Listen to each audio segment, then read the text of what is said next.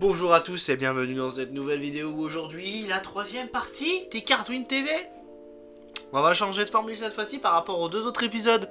On m'entendait à travers le test cette fois-ci, on va pas tester directement à travers le microphone. Je vais juste lancer un barème de test parce que du coup, ça va se répéter un petit peu dans la vidéo. Et après les tests que j'ai fait avant de filmer, parce que je fais toujours, vous le savez, des tests avant de filmer. Et là pour le coup on va juste voir la machine, un petit peu la machine qu'on va essayer. Et aussi un petit peu l'objet du test, parce qu'il y aura deux tests dans cette vidéo. Donc ça veut dire deux vidéos qui seront lancées. Donc tout simplement on va aussi intégrer le disque dur d'enregistrement. Parce que le disque dur d'enregistrement je ne l'ai pas encore installé. Il est ici le disque dur d'enregistrement. C'est notre fameux disque dur de 320 Go.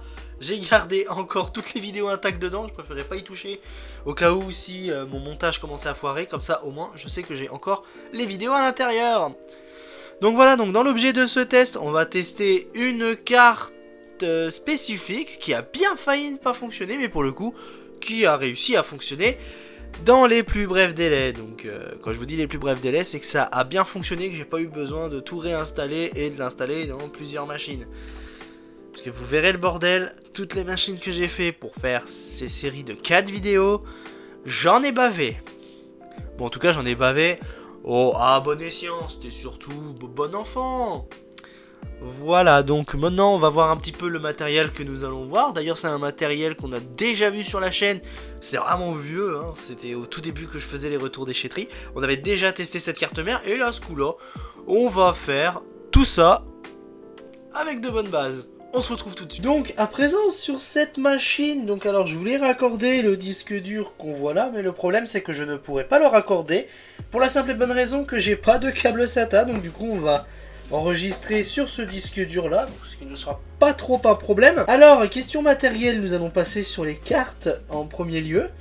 Alors laissez-moi débrancher ça. Je vais déconnecter tout ça pour qu'on voie ça une par une. Donc pour commencer, nous allons passer par la carte graphique, qui est une GeForce 8800 GT, donc une petite carte graphique de l'époque. Alors j'ai pas de date dessus, ce qui est bien dommage, j'aurais préféré en avoir une. Donc je l'avais acheté, ça fait un moment que je l'avais acheté à Cash Express, donc pour pas très cher. Ensuite on va passer à la carte WinTV, la carte WinTV HVR1110, donc une carte WinTV que j'ai trouvé dans un vieux PC HP, donc c'était une carte qui était ajoutée comme ça. Et celle-ci c'est la même carte son que j'avais mis dans l'ordinateur de l'épisode précédent, et cette carte son là vient des poubelles, trouvée comme ça dans les poubelles, qui fonctionne parfaitement. C'est une Sound Blaster ODG 2, donc une Sound Blaster ODG 2 qui valait super cher à une époque. Maintenant ça vaut plus grand chose maintenant. Donc avant de remettre ces composants là, nous allons regarder nos barrettes de RAM. Hop, une barrette de RAM de chez Kingston de 1 Go.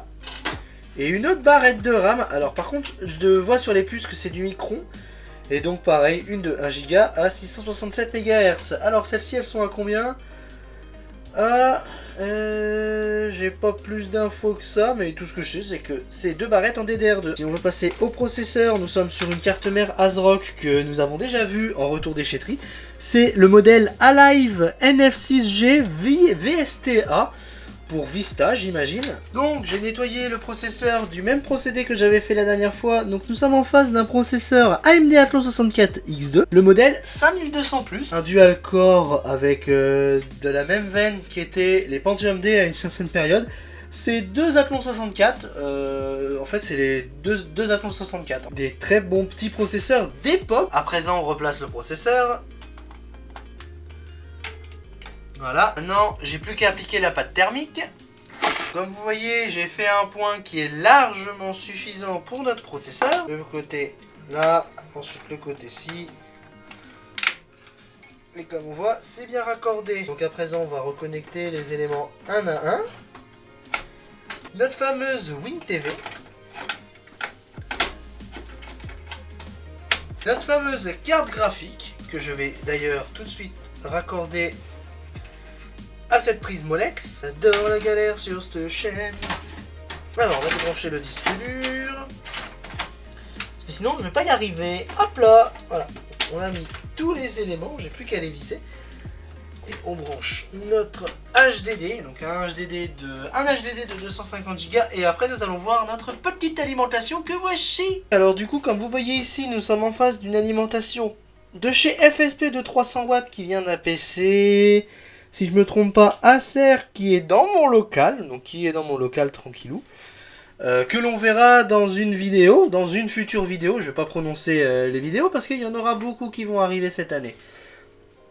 Donc voilà tout. Donc maintenant que tout ça est raccordé, nous allons passer tout simplement au test vidéo. Donc ce que vous allez voir, c'est tout simplement des enregistrements qui seront faits sur cette machine avec le petit PC HP qu'on a déjà vu dernièrement en vidéo, que je mettrai en fiche, et le PC qu'on a vu dans les tests précédents. Voilà tout, donc j'espère que tout ça se plaira et on se retrouve à la fin.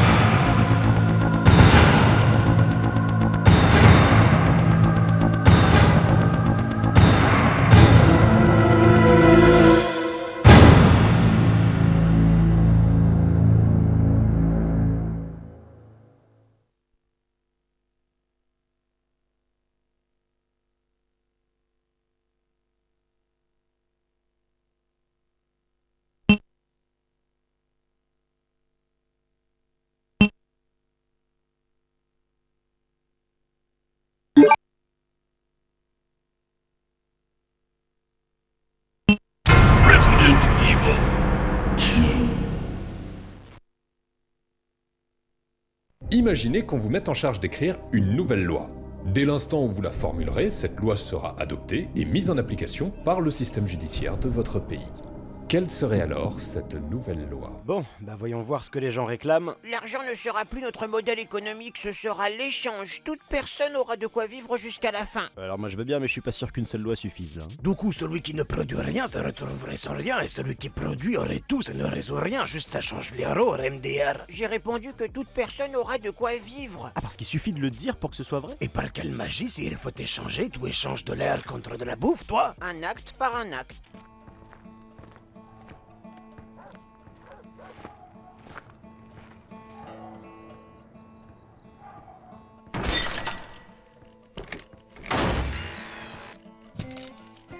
Signalez tout acte anormal. Barricadez-vous. Évitez tout contact avec les infectés. Attendez les instructions. Mon cul, oui. Butez tous ces fils de pute. C'est ça mes instructions.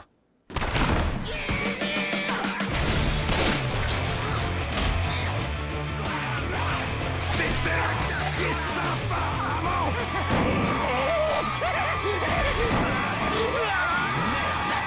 C'était quoi ce bruit? Attention!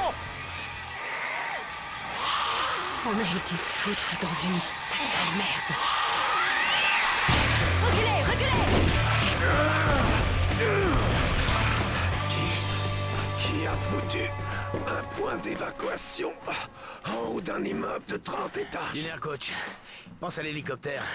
Imagine qu'il est en chocolat.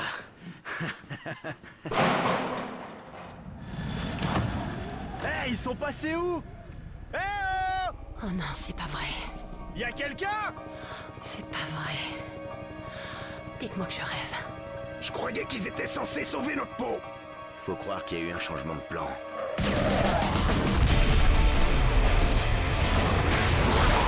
Arrêtez le bombardement!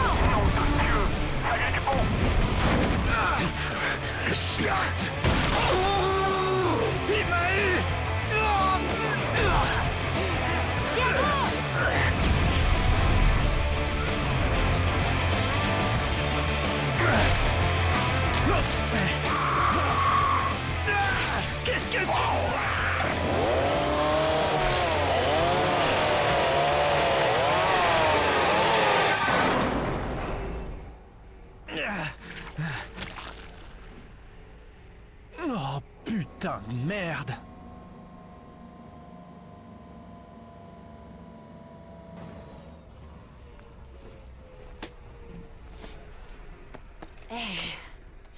Buter tous ces fils de pute, c'est ça? J'ai pas fait tout ce chemin pour crever maintenant.